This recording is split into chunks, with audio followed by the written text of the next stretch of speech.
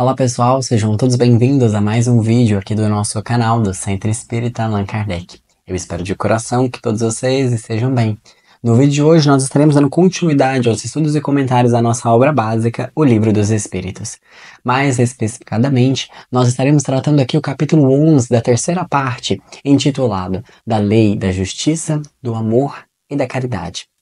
Sugerimos que vocês leiam as perguntas de 873 até a pergunta de 892 e depois volte para cá para que juntos possamos finalizar essas reflexões. Na certeza então de que Deus é amor, vamos estudar para que, através das oportunidades diárias, possamos nos aproximar cada vez mais dele. O capítulo inicia falando para nós a respeito da justiça e direitos naturais. Os espíritos superiores nos comentam que o sentimento de justiça está na natureza e não é um fruto somente de ensinamentos. Ou seja, mesmo que todos os seres humanos morram, desapareçam, o conceito de justiça ainda prevalecerá. Por quê? Se nós observarmos a nossa volta, a natureza ela é justa. O sol ilumina todos, a chuva cai para todos, a árvore dá os frutos sem perguntar o que farão com aqueles frutos. Em outras palavras, em tudo, em qualquer lugar, há justiça. Segundo Platão, o conceito de justiça é cada coisa no seu devido lugar. É dar a oportunidade dos seres ocuparem o lugar que vieram ocupar. O sol dá luz, o tomateiro dá tomate. E o ser humano? Humanidade. O ser humano que não ocupa o seu lugar, que não fornece valores, virtudes e sabedoria na sua plenitude, ele não está sendo justo. E grande parte do nosso sofrimento vem por não estarmos alinhados com essa lei que é uma lei natural. E eles continuam. As paixões do ser humano alteram as percepções da verdadeira justiça, em de acharmos que aquilo que acontece com o outro não nos afeta, que pelo fato de termos corpos separados, estamos separados nos efeitos. E isso não é uma verdade. Todos nós, apesar de termos lacunas nas nossas uniões, estamos unidos. Pertencemos a uma única família, apesar das diferenças. Olha que questão interessante, se você, por exemplo, faz uma caminhada em um lago, em um bosque, você vai ver que existem diferentes espécies de árvores, mas todas são árvores com o mesmo intuito. A mesma coisa são os seres humanos. Existem diferentes tipos de seres humanos, mas todos eles são seres humanos e têm como objetivo fornecer a mesma coisa: valor, virtude e sabedoria, humanidade. E as nossas paixões, ou seja, o nosso egoísmo de querermos as coisas somente para si, do nosso favorecimento em detrimento dos demais, isso acaba alterando o conceito de justiça, porque nós deturbamos esse conceito achando que ser justo é aquilo que vai promover o bem para mim. E na verdade, ser justo é aquele que vai promover o bem a todos. E eles continuam. A justiça consiste em respeitar os direitos dos demais. Então, a partir do momento em que eu respeito o direito do outro, eu estou sendo justo. E os nossos direitos devem ser iguais, devem ser os mesmos. Qual que seria a ideia de eu ter um direito diferente do teu? Isso não faria de nós seres diferentes? Isso faria de nós seres que não podem, então, ali estabelecer o direito e, consequentemente, a justiça. Mas como nós vimos em vídeos anteriores, existe a lei da igualdade, que, em essência, todos nós somos um só, somos iguais. É nesse momento que nós devemos, então, refletir um pouco sobre isso. E eles continuam falando. Na dúvida de como proceder, Jesus nos disse: trate o ser humano de saber como queira que ele procedesse em uma circunstância idêntica com ele mesmo. Em outras palavras, aconteceu alguma situação, eu quero saber como ser justo. Simples. Coloque-se no lugar do outro e veja como você gostaria de ser tratado. Em outras palavras, é fazer aos outros o que gostaríamos que fosse feito a nós. Tendo esse leme na nossa consciência, nas nossas ações, nós estamos sendo justos. E convenhamos, quantas vezes nós tratamos mal as pessoas, não damos atenção, etc, etc, etc. Várias situações que se estivéssemos fazendo para nós mesmos, nós estaríamos falando mal dessa pessoa, estaremos criticando essa pessoa, falando que ela é ruim, sendo que nós fazemos isso. Então convém a nós pensarmos o seguinte: em tudo que eu faço ao outro o que eu gostaria que fosse feito a mim? Eu dou a atenção que eu gostaria que me dessem? Eu dou aos outros o direito do perdão da mesma forma que eu gostaria de ser perdoado? e assim por diante. Só que uma coisa muito interessante, nós devemos fazer essas coisas para ter o leme de ser justo, mas não esperando algo em troca. Nós não devemos tratar o outro bem, porque tratando o outro bem, ele vai me tratar. E se ele não trata, eu não vou tratar. Não é assim. Nós devemos tratar os outros bem, independentemente de como eles nos tratam, porque isso é o que a natureza nos pede. E é ser justo para com a natureza, é ser justo para com o nosso Pai, que nos fornece tudo. E eles comentam. Tem uma nota de Allan Kardec que eu achei sensacional que ele diz: o critério da verdadeira justiça está em querer para cada um o que para si se queira. E não é a mesma coisa de querer para si o que quer para os outros. O que não é a mesma coisa. Ele então destaca. Então olha que interessante. Ele fala que o leme da verdadeira justiça está em querer aos outros o que se quer para si. Então, eu quero uma boa educação, eu quero isso, eu quero aquilo. E a mesma coisa que você quer, deseje também aos outros. Mas não é o que você quer aos outros também querer para si. Porque, não, o outro tem que ter isso, o outro tem que ter aquilo. Mas vocês já viram que muitas das vezes nós diminuímos as necessidades dos outros? E que o conceito de justiça é querer aos outros o que se quer pra gente. Que o bem que a gente conhece a gente. A gente sabe das qualidades, a gente sabe do que é bom. Convenhamos, do que é agradável, do que nos ajuda, do que é confortável. Então é querer aos outros o que nós sabemos que é bom. E não a nós, dar a nós o que a gente queira para os outros. Porque a partir desse momento, olha que interessante isso. A justiça, ela tá ligada com a ideia de altruísmo. Ela tá ligada com a ideia de fazer ao outro o que se gostaria que fosse feito a nós. Porque, convenhamos, um ser humano que tem plena consciência de si, ele não pratica nada que vá prejudicar a ele mesmo. E isso é muito interessante. Então, o que Allan Kardec destaca é: o critério da verdadeira justiça está em querer para os outros o que se quer para si, e não de querer para si o que quer para os outros. São coisas diferentes. Em um, colocamos o outro como sendo o espelho, o que ele merece, eu também mereço. Perfeito. E não é isso. Na verdade, nós devemos garantir ao outro o que nós queremos a nós. E quantas vezes nós estamos fazendo o contrário na nossa sociedade? O outro tem direito disso? Então também tem. Entendem? E esse não é o conceito de justiça. O conceito de justiça é de trabalharmos para, no máximo das nossas possibilidades, de fornecermos ao mundo, de fornecermos à vida aquilo que nós queremos para nós. De promovermos o bem aos outros daquilo que nós queremos para nós. Em suma, é o que Jesus disse: fazer ao outro o que gostaria que fosse feito a você.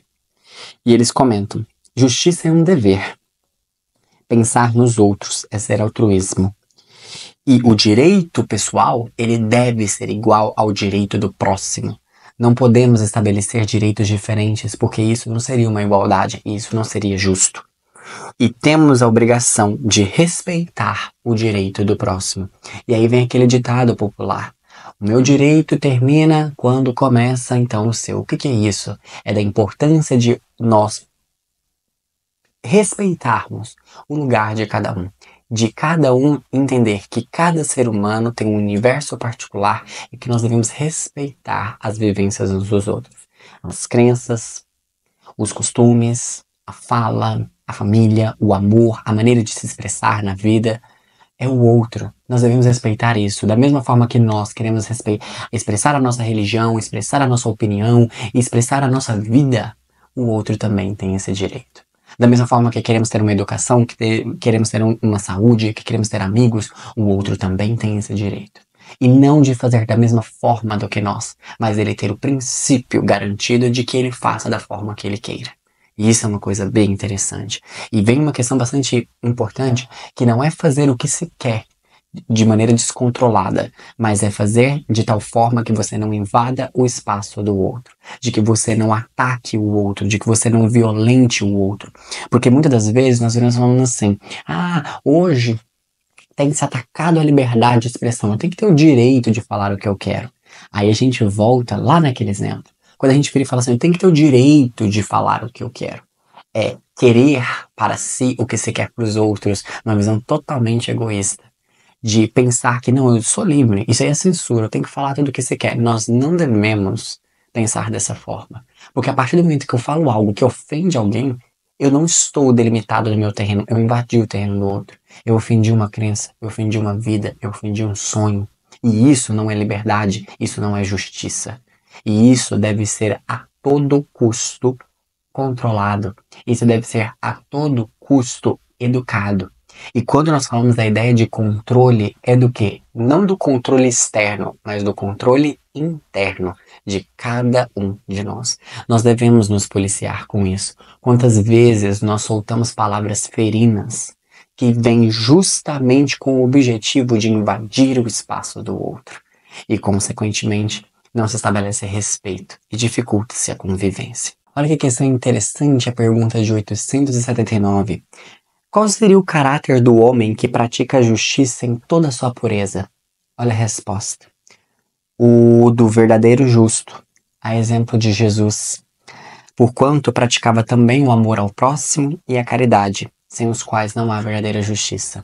Ou seja, quando pensamos em justiça, não tem como não falarmos de amor ao próximo e de sermos caridosos, de entregarmos o bem às pessoas e de promover a evolução. Não tem como falarmos, é muito interessante. O lema da doutrina espírita é: não há como falarmos de justiça se não falarmos de amor e de caridade. E não é coincidência que nesse capítulo essas leis vieram todas juntas, porque lei de justiça, de amor e de caridade são, enfim, uma só. E olha que interessante. O primeiro de todos os direitos do ser humano é o de viver. Será que nós estamos garantindo esse direito? O primeiro direito de todo ser humano é de viver. Permitimos que o outro viva? Que ele ame? Que ele expresse aquilo que ele veio ao mundo expressar? E o direito à propriedade? A doutrina espírita explica que a propriedade legítima só é a que foi adquirida sem prejuízo de outrem. Em outras palavras, temos direito à propriedade? Temos, com certeza. Devido ao trabalho e esforço contínuo, e que ele também, que essa propriedade, melhor dizendo, não tenha ferido ninguém, não tenha sido conquistada através da exploração de alguém. E isso é algo muito complexo. Quando nós pensamos em fatores históricos, quando nós pensamos na nossa vida como um todo, até que ponto nós não estamos explorando o trabalho de alguém, em que nós não estamos explorando a família de alguém para conseguir algo? Porque eles falam, a propriedade legítima só é aquela que é adquirida sem prejuízo de outrem. E eles falam, aquele que junta pelo trabalho tende em vista socorrer os seus semelhantes. Pratica a lei do amor e da caridade e Deus abençoa o seu trabalho. Ou seja, ele conquista, ele tem o direito da propriedade, mas não da propriedade que é meu e pronto, acabou. Mas ele tem aquele direito porque ele vai usar daquele meio para então ajudar uns aos outros. Em outras palavras, amar o próximo. E aí, conforme nós vimos, não tem como ser justo sem amar e sem ser caridoso. E talvez uma das perguntas mais famosas do Livro dos Espíritos, a pergunta de 886, que diz: qual o verdadeiro sentido da palavra caridade como entendia Jesus? E aí nós costumamos brincar, que é o BIP espírita. BIP. Como assim? B, benevolência para com todos. I, indulgência para as imperfeições. E P, perdão das ofensas. Então, o verdadeiro significado da palavra caridade vem disso. De fazer o bem, de ser indulgente, ou seja, de compreender, de ter empatia, de entender aquelas imperfeições e de perdoar as ofensas e seguir. E que amar o próximo é fazer todo o bem que está ao nosso alcance. Amai-vos uns aos outros como irmãos, como Jesus nos disse. E o ser humano será verdadeiramente bom quando ele procurar elevar os seus próprios olhos àquele que lhe é inferior, diminuindo a distância que o separa. Ou seja, o ser humano que realmente é bom, ele enxerga nos outros as qualidades e ele eleva. Ele vê a potencialidade e, convenhamos, quando estamos conhecendo alguém, quando estamos em uma amizade, o quão bom é enxergarmos os pontos positivos, porque isso serve de motivação do que a pessoa pode então se tornar a ser. Uma das melhores maneiras de incentivarmos as pessoas é identificarmos a qualidade que elas têm de mais forte e trazer essa qualidade à tona e ela poder extrair dali a energia para que ela então seja uma pessoa melhor. Quer ver um exemplo muito interessante? Você tem ali uma empresa e você vê que uma pessoa ela tem uma organização formidável. E, porém, ela precisa talvez melhorar no convívio ali com os demais. O que, por exemplo, poderia ser feito nessa situação é chamar essa pessoa, elogiá-la pela sua organização e convidar ela, olha, vamos pensar em alguma estratégia organizacional de como podemos então organizar as pessoas aqui, lidar umas com as outras. O que você me diz? Entendem? É de utilizar o ponto forte da pessoa para que a partir dali ela consiga tirar a energia e ser uma pessoa melhor. Um bom líder, um bom ser humano sabe fazer isso. Porque como a doutrina espírita nos identifica, o ser humano verdadeiramente bom procura elevar aos seus próprios olhos aquele que lhe é inferior, diminuindo a distância que o separa. E vem um ponto muito interessante que é o que a doutrina espírita nos fala a respeito da esmola. E eles destacam: a esmola não é reprovável, mas a maneira como algumas vezes nós o fazemos. A verdadeira caridade é sempre bondosa e benévola, e muitas vezes nós damos a esmola meio que humilhando. E eles falam que a tua mão esquerda não saiba o que a tua mão direita der. É ir ao encontro também da possibilidade de o quê? De ajudar sem cobrar. De quando fazer, não ficar falando e se vangloriando. E mais do que isso, ir ao encontro de misérias ocultas, daquela miséria que a gente não consegue enxergar. O físico, aquele maltrapilho, a gente consegue ver fácil, mas e aquele ser humano que talvez está tudo bem vestidinho e dentro dele vive uma miséria muito grande? A falta de amor, a falta de perdão, a falta de compreensão, de um estímulo. Convém a nós, nas medidas das nossas possibilidades, daquilo que nós temos, levarmos o amor a essas pessoas. E eles comentam: o amor é a lei da atração. Tudo aquilo que ama promove união. E tudo aquilo que não ama promove segregação. Então, quando nós estivermos na dúvida se amamos uns aos outros e se estamos cumprindo a lei de justiça, de amor e de caridade, é simplesmente responder a seguinte pergunta: as minhas ações promovem união ou desunião? Se a resposta for união, cumpre tal lei. Se for desunião, cabe refazer para que então possamos cumpri-la. Um beijo no coração de todos e vejo vocês nos próximos vídeos. Até mais, pessoal. Fiquem todos bem.